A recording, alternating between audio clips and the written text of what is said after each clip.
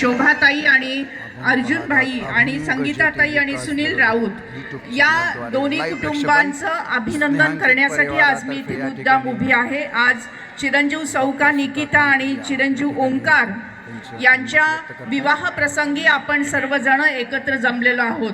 आजचा हा विवाह अत्यंत वैशिष्ट्यपूर्ण आणि आगळा वेगळा असा विवाह सोहळा आहे।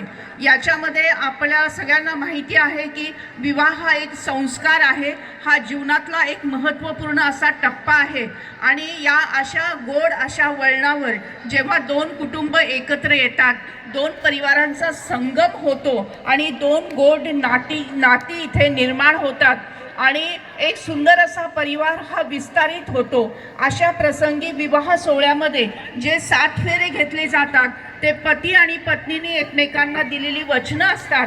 परंतु या सोहळ्याचं वैशिष्ट्य असं आहे की या सोहळ्यामध्ये 7 फेऱ्याबरोबर 8वा फेरा घेतला गेलेला आहे आणि त्याचं वैशिष्ट्य म्हणजे हा 8वा फेरा स्त्री जन्माच्या स्वागताचा आहे। आपल्या सगळ्यांना माहिती असेल की आज स्त्री भ्रूण हत्येचं प्रमाण वाढल्यामुळे मुलींची संख्या कमी आहे आणि त्यामुळे अनेक प्रकारचे तरुण आज विवाह मंडपामध्ये वाट पाहत आहेत तरुणीची, वधूची। आणि हा जो काही असमतोलपणा निर्माण झालेला आहे की मुलांची संख्या अधिक आहे आणि मुलींची संख्या कमी आहे आणि त्यामुळे मुलांना विवाहामध्ये वधू मिळत नाही।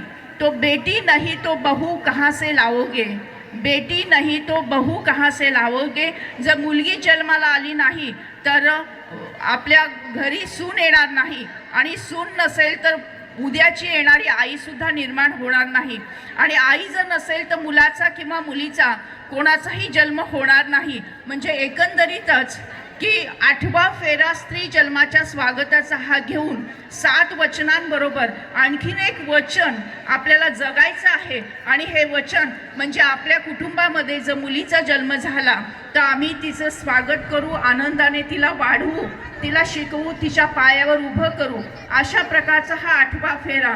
त्याचा मंत्र आहे की लेका एवढीच लेखही भारी, लेका एवढीच लेखही भारी, हाच संदेश घरोघरी, 8वा फेरा घेऊया, स्त्री जन्माचे स्वागत करूया। अशा प्रकारचा 8वा फेरा आज राऊत आणि शिंदे या दोन्ही परिवारांच्या सहकार्याने आज सौका निकिता आणि ओंकारजी, चिरंजीव ओंकारजी यांच्या विवाह सोहळ्यामध्ये संपन्न झालेला आहे आणि त्यासाठी मी मुद्दाम त्यांचं अभिनंदन करत आहे।